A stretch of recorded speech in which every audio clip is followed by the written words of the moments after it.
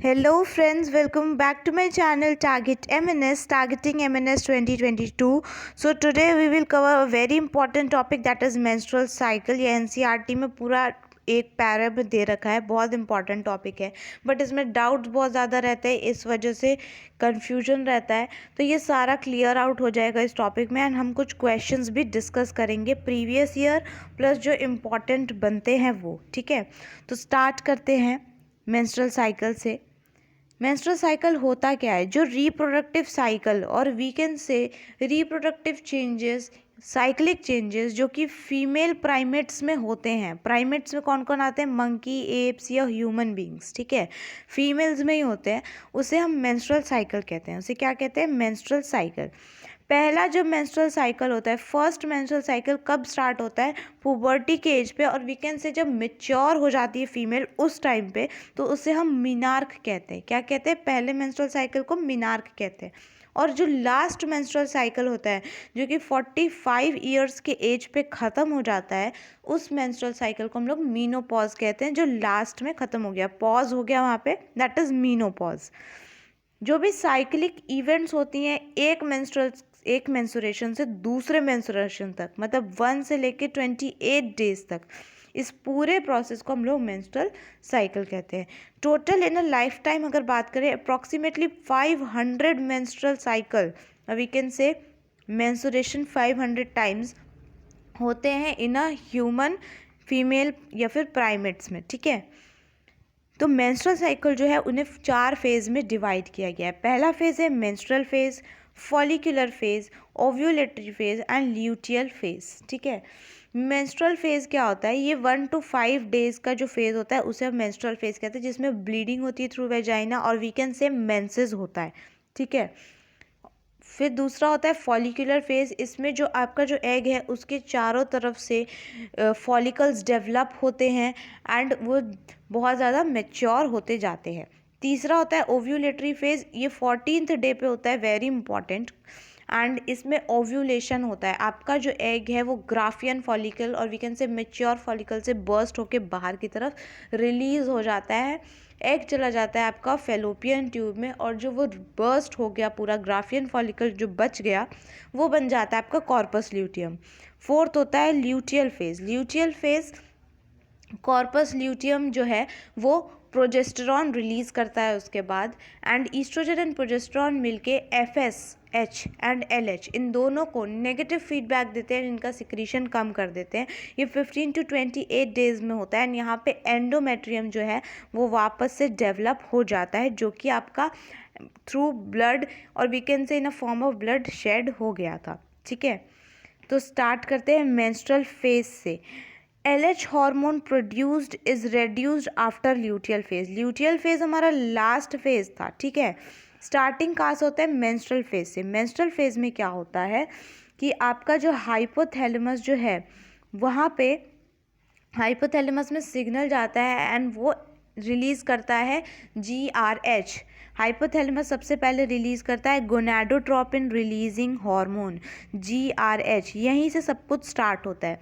जैसे ही gonadotropin releasing hormone secrete होता है हाइपोथैलेमस के द्वारा, वो जाता है पिट्यूटरी के पास। फॉर एग्जांपल अगर ये पिट्यूटरी है तो आपको पता है पिट्यूटरी 2 पार्ट्स में डिवाइडेड है। आगे के साइड होता है एंटीरियर पिट्यूटरी और पीछे के साइड पोस्टीरियर पिट्यूटरी। तो एंटीरियर पिट्यूटरी और पोस्टीरियर पिट्यूटरी के पास जाता है गोनाडोट्रोपिन रिलीजिंग हार्मोन। वहाँ पे जब उसके पास फोर्स पड़ता है, ये स्टिमुलेट होता है एंड पिट्यूटरी से रिलीज होता है FSH, that is follicular stimulating hormone. ठीक है, अब FSH का काम क्या है उसे हम आगे चल के पढ़ेंगे। ठीक है, FSH रिलीज होता है, यहाँ पे देखिए लिखा है FSH स्टिमुलेटिंग हार्मोन रिलीज़ हो गया, FSH रिलीज़ हो जाता है एंड उसके बाद आप यहाँ पे डायग्राम में देख सकते हैं ईजिली कि FSH रिलीज़ हो गया। FSH रिलीज़ होने के बाद ही आपका जो ईस्ट्रोजन है, ईस्ट्रोजन का लेवल बढ़ते जाता है। कैसे बढ़ता है? FSH रिलीज़ होते ही आपका जो फॉलिकल है वो डेवलप होना स्टार्ट हो जाता है। आप देख सकते हैं कि कैसे धीरे धीरे ये ऐसे बड़ा होते जा रहा है, और जैसे जैसे बड़ा होते जाता है वैसे वैसे हमारे बॉडी में ईस्ट्रोजन का लेवल भी साथ में इंक्रीज होते जाता है। फिर 14th day which is known as ovulatory phase, और ओव्यूलेशन होता है उस दिन, उस दिन क्या होता है, ईस्ट्रोजन का लेवल एकदम हाई लेवल पे पहुंच जाता है, एकदम हाई पीक पे। ईस्ट्रोजन के लेवल के बढ़ने की वजह से LH that is luteinizing hormone, ये भी पिट्यूटरी के द्वारा ही रिलीज़ किया जाता है। ईस्ट्रोजन के बढ़ने की वजह से ल्यूटिनाइजिंग हार्मोन रिलीज़ करता है पिट्यूटरी, एंड इतना ज़्यादा रिलीज़ कर देता है कि ल्यूटिनाइजिंग हार्मोन एकदम से मैक्सिमम लेवल पे चला जाता है, एंड इसे ही हम लोग LH सर्ज कहते हैं। तो LH सर्ज हमारे 14th डे पे होता है। 14th डे जो होता है हमारे मेंस्ट्रुअल साइकिल का बहुत इंपॉर्टेंट होता है, क्योंकि इस दिन ओव्यूलेशन भी होता है। एग जो है आपके मेच्योर फॉलिकल में से बर्स्ट आउट होकर बाहर आ जाता है। एग आपका चले जाएगा कहाँ, फैलोपियन ट्यूब में, और बाकी का जो पार्ट बचा रह गया डेवलपिंग फॉलिकल का, वो आपका कॉर्पस ल्यूटियम बन जाता है। 14th डे के बाद ओव्यूलेटरी फेज खत्म हो जाता है एंड आपका ल्यूटियल फेज स्टार्ट हो जाता है। ल्यूटियल फेज में क्या होता है, कॉर्पस ल्यूटियम जो है ये प्रोजेस्टेरॉन रिलीज करता है। प्रोजेस्टेरॉन का भी लेवल बढ़ गया और ईस्ट्रोजन का भी लेवल बढ़ गया। दोनों के लेवल के बढ़ने की वजह से FS और LH ये दोनों जो है, ये दोनों का लेवल कम हो जाता है, एंड ये नेगेटिव फीडबैक देता है। इसे ही हम मेंस्ट्रुअल साइकिल में नेगेटिव फीडबैक कहते हैं। ठीक है, धीरे धीरे जो है कॉर्पस ल्यूटियम भी रेग्रेस हो जाएगा। ये पूरा का पूरा प्रोसेस हो गया आपका ओवेरियन इवेंट्स। ठीक है, अब हम बात करेंगे इसमें यूटेरन इवेंट्स क्या होता है। यूटेराइन इवेंट्स ये होता है कि पहले मेंसुरेशन हुआ, जब आपका फॉलिकल डेवलप हो रहा था तब मेंसेस हुआ, मतलब ब्लीडिंग हुई 1 to 5 डेज तक थ्रू वेजाइना, और आपका जो एंडोमेट्रियम था वो पूरा शेड आउट हो गया। फिर उसके बाद फॉलिकुलर फेज और ल्यूटियल फेज और ओव्यूलेटरी फेज, इन तीनों फेजेस में धीरे धीरे जो है एंडोमेट्रियम आपका स्ट्रॉन्ग होते जाता है एंड डेवलप होते जाता है। ठीक है, एंड डेवलप होने के बाद जब 28 डेज कंप्लीट हो जाएंगे वापस से शेड आउट हो जाएगा, फिर से आपका मेंस्ट्रुएशन फेज स्टार्ट हो जाएगा, वापस से आपका साइकिल स्टार्ट हो जाएगा। ये पूरा प्रोसेस होता है। आइए एक एक करके पढ़ लेते हैं चारों फेजेस को।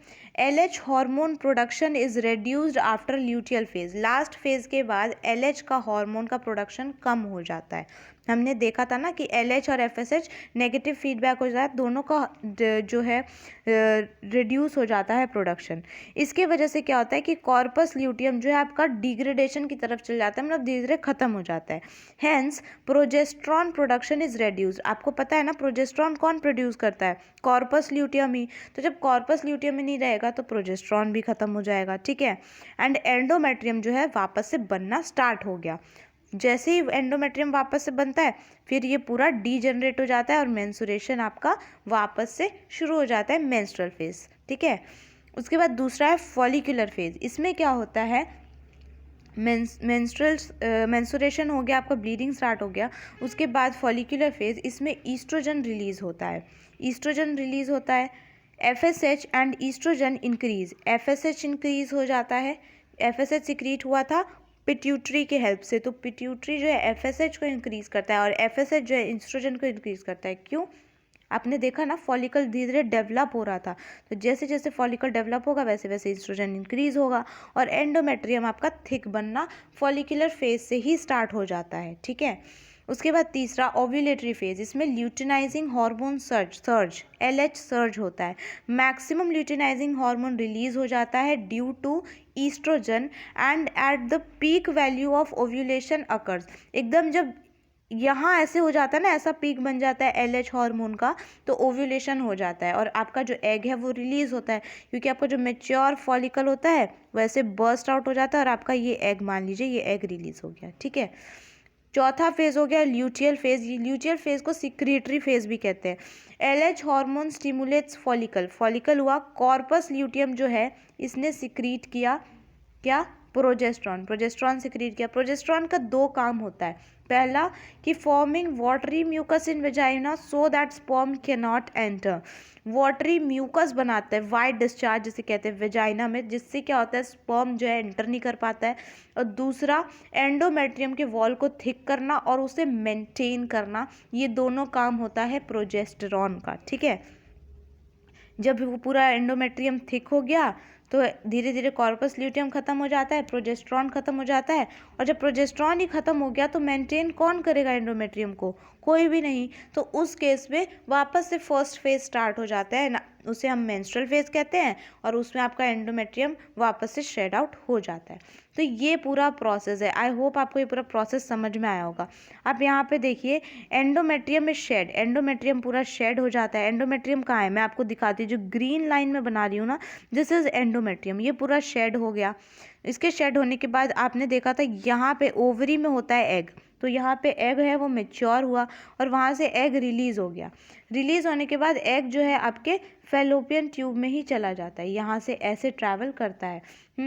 अगर अगर वहाँ पे स्पर्म हुआ तो एग फर्टिलाइज हो जाएगा, एंडोमेट्रियम डेवलप होगा और यहाँ पे इम्प्लांटेशन हो जाएगा। लेकिन अगर आपके उसमें स्पर्म नहीं हुआ, फर्टिलाइजेशन नहीं हुआ, तो एंडोमेट्रियम फिर से शेड आउट हो जाएगा। ये पूरा प्रोसेस होता है, ठीक है।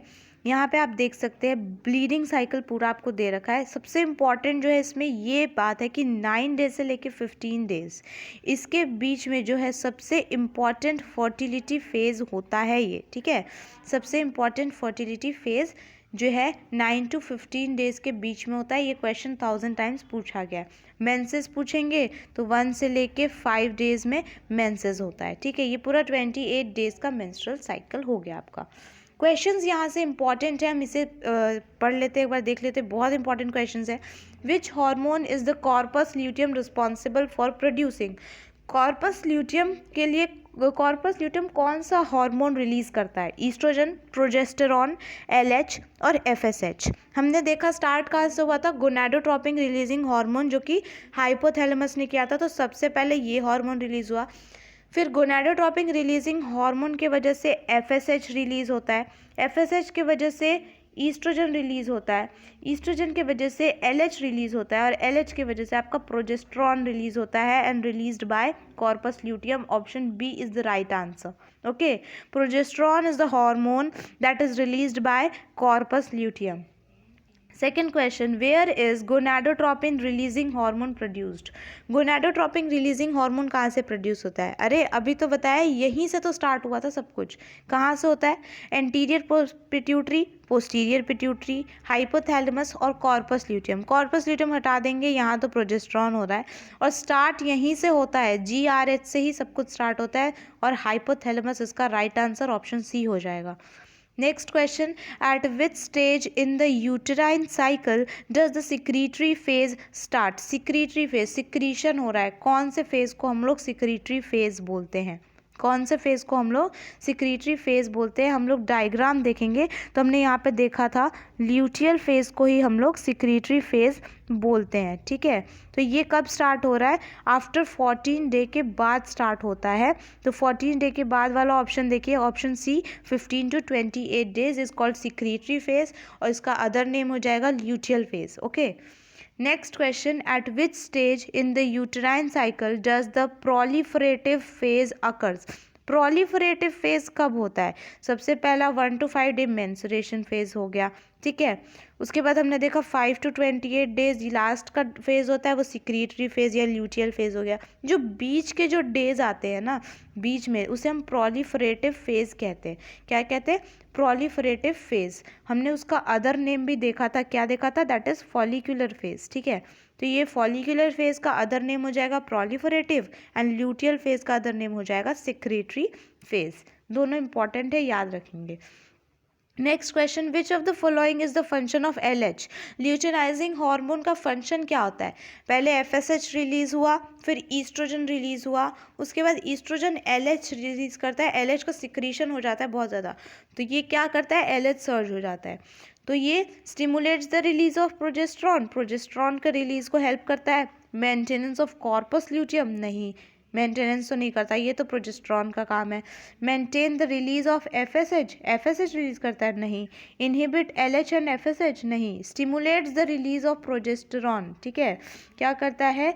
रिलीज करता है, प्रोजेस्ट्रॉन को रिलीज करने में हेल्प करता है। एकदम से एलएच बढ़ जाएगा तो कॉर्पस ल्यूटियम से अपने आप प्रोजेस्टेरॉन रिलीज आउट हो जाएगा, ठीक है। Next, at which point in the menstrual cycle is a women most fertile? ये अभी मैंने बताया कि सबसे ज़्यादा फर्टाइल वुमेन कब रहती है? तो ओव्यूलेशन से 2 दिन पहले और ओव्यूलेशन के 2 दिन बाद, ठीक है, मतलब ओव्यूलेशन कब होता है आपका 14 डेज से पहले और 14 डे के बाद, तो बीच का डिजिट देखिए 9 to 16 डे, ठीक है। This is at this point the menstrual cycle in women, a women is most fertilised, ठीक है। Next question, what is the function of progesterone? Progesterone का फंक्शन क्या है?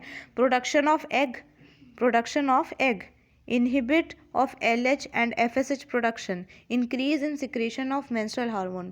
menstrual hormone को तो increase होने ही नहीं देता ये, बिल्कुल उसका प्रोडक्शन कम कर देता है और नेगेटिव फीडबैक देता है। Option B is the right answer, inhibition of LH and FSH production। Next, which is primary source of progesterone in the later stages of pregnancy? Progesterone का काम क्या है? एंडोमेट्रियम को बनाए रखना, ठीक है। तो मान लीजिए अगर इम्प्लांटेशन हो गया, मतलब जाइगोट प्रिपेयर हो गया और आपके एंडोमेट्रियम में इम्प्लांटेशन हो गया, तो वहाँ पे प्रोजेस्ट्रॉन तो बहुत ज़रूरी होगा। बट कॉर्पस ल्यूटियम जो है वो तो आगे चल के ख़त्म हो जाता है। फिर प्रोजेस्ट्रॉन आता कहाँ से? At the stages of pregnancy. Options are corpus luteum, foetus या प्लेसेंटा। तो कॉर्पस ल्यूटियम तो ख़त्म हो जाता है। फीटस को ही तो अच्छे से इम्प्लांट करना है, तो वो क्या करेगा? Right answer is option C, that is placenta. Placenta आपका आगे लेटर स्टेजेस ऑफ प्रेगनेंसी में प्रोजेस्टेरॉन की जो बैलेंस है उसे मेंटेन करता है। Next question, which symptom indicates that a woman is about to ovulate? किस सिम्टम्स की वजह से पता चलता है कि वुमेन जो है अब उसका 14 डे आने वाला है और वो अब ओव्यूलेट करने वाली है? तो क्या होता है, 2 चीज़ें होती हैं। पहला, जो बेसल बॉडी टेम्परेचर है वो आपका इंक्रीज़ हो जाता है, बेसल बॉडी टेम्परेचर इंक्रीज़ हो जाता है। आप खुद नोटिस करके देखना, जो फीमेल्स हैं इंक्रीज़ हो जाता है, राइट।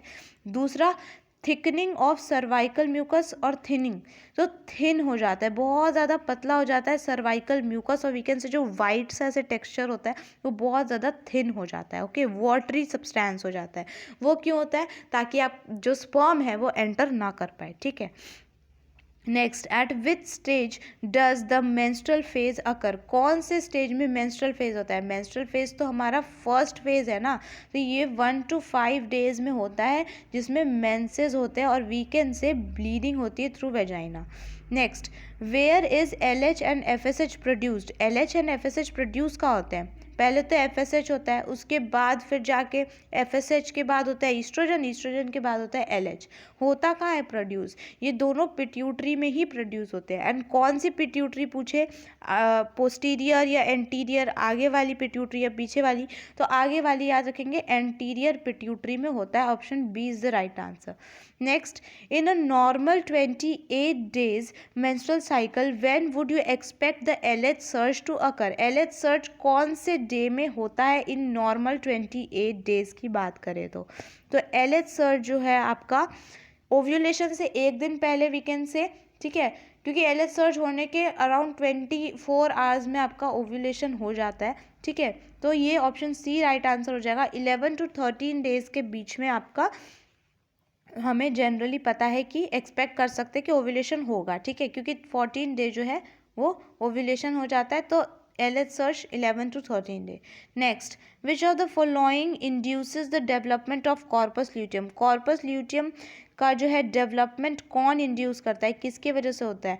FSH, प्रोजेस्टेरॉन, ईस्ट्रोजन और LH।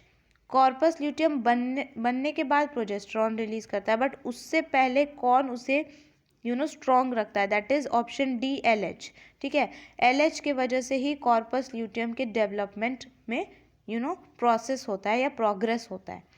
Loss of reproductive capacity in women after of age 45 years, क्या कहते हैं उसे? मेनार्क, मेंस्ट्रुअल साइकिल और मीनोपॉज। तो 45 ईयर्स के बाद मीनोपॉज हो जाता है, दैट इज उसके बाद ब्लीडिंग नहीं होगी, मेंस्ट्रुअल साइकिल नहीं होगा, ठीक है। एंड फर्स्ट अगर मेंस्ट्रुअल साइकिल है, that is non age menarche. Next question, progesterone level falls leading to? Progesterone level जैसे ही घटता है क्या हो जाता है? Corpus luteum formation, menstrual begins and ovulation. तो ओव्यूलेशन तो LH सर्ज होने पे होता है। कॉर्पस ल्यूटियम फॉर्मेशन होगा तो प्रोजेस्ट्रॉन लेवल इंक्रीज होगा, ना कि डिक्रीज, तो ये भी हट जाता है। ऑप्शन बी इसका राइट आंसर होगा, मेंस्ट्रुएशन बिगिंस, ठीक है, वापस से एंडोमेट्रियम शेड आउट हो जाता है। Next question, which of the following is the correct sequence of secretion of hormones from beginning of menstrual cycle? Very important question है, बहुत अच्छा क्वेश्चन है, इससे आपका कंसेप्ट क्लियर होगा. सबसे पहले कौन सा हार्मोन रिलीज होता है स्टार्टिंग में, पूरा आपको ऐसे सीक्वेंस बताना है. तो सबसे पहले हमने देखा था कि गोनाडोट्रोपिन रिलीजिंग हार्मोन होता है, ठीक है, हाइपोथैलेमस में. हाइपोथैलेमस के बाद पिट्यूटरी में आते हैं, एंटीरियर पिट्यूटरी में, वहाँ पे आपका एफएसएच रिलीज होता है. तो एफएसएच वाला ऑप्शन देखिए, एफएसएच वाला ऑप्शन, एफएसएच रिलीज हुआ. एफएसएच की वजह से जो आपका डेवलप होता है फॉलिकल, और फॉलिकल डेवलप होने की वजह से ईस्ट्रोजन का लेवल बढ़ते जाता है. ईस्ट्रोजन के लेवल बढ़ते ही आपका एलएच सर्ज हो जाता है 14th डे पे, ठीक है, और ओव्यूलेशन हो जाता है. ओव्यूलेशन होने के बाद कॉर्पस ल्यूटियम बनता है, एंड फिर प्रोजेस्टेरॉन को वापस से सिक्रीट करना शुरू करता है. तो ये जो है ये एक बेस्ट सीक्वेंस है, that is FSH, oestrogen, LH and progesterone. Option C is the right answer. Next, what is the phase called when ovulation occurs? Ovulation जब होता है तो उस फेज को क्या बोलते हैं? ओव्यूलेटरी फेज कहते हैं. क्या कहते हैं? ओव्यूलेटरी फेज कहते हैं. सिक्रीटरी फेज का सेकेंड नेम क्या है? ल्यूचियल फेज. प्रोलिफरेटिव फेज का सेकेंड नेम क्या है?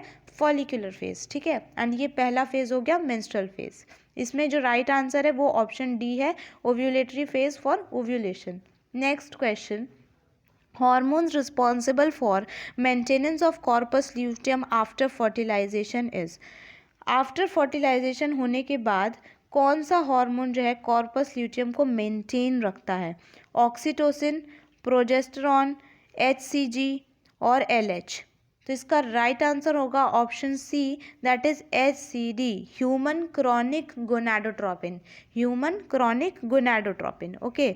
ऑक्सीटोसिन जो है ये तो एट द टाइम ऑफ जब डिलीवरी का टाइम होता है उस टाइम पे फीटस को हेल्प करता है टू मूव आउट, तो वो ऑक्सीटोसिन ही होता है. प्रोजेस्ट्रॉन तो रिलीज करता है corpus luteum, and luteinising hormone released by pituitary, anterior pituitary.